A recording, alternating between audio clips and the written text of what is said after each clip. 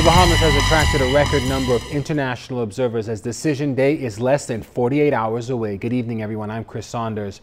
With 3 separate teams in the capital from major international organizations, assessment and observation has already begun, with all groups pointing out one common factor.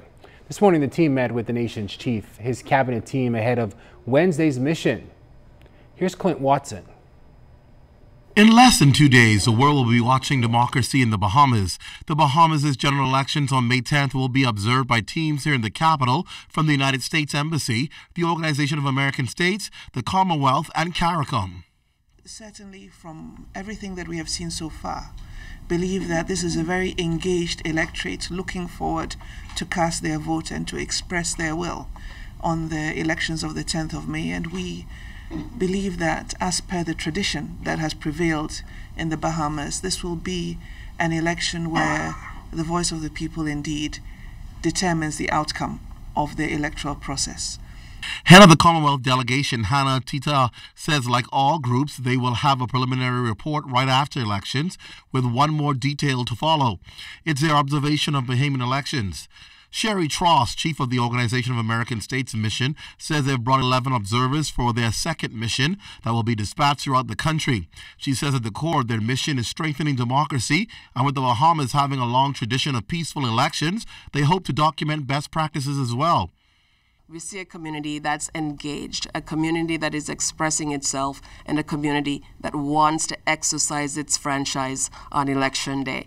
And so on May 10th, I look forward to seeing many of you and certainly the citizens of the Bahamas coming out and doing what they do so well every election day, voting and exercising their right.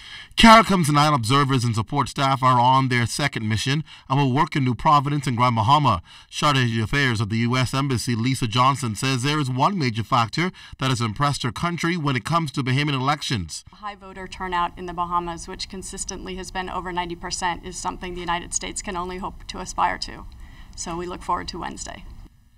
Prime Minister the Right Honorable Perry Christie and Foreign Affairs Minister the Honorable Fred Mitchell say they hope the observers will see our vibrant democracy and the participation of the Bahamian people in a mature way. We expect it to be a peaceful election. We expect the transition, if there's going to be a transition, and there will be, I suppose, even if I were to form a new government, it'll be a transition.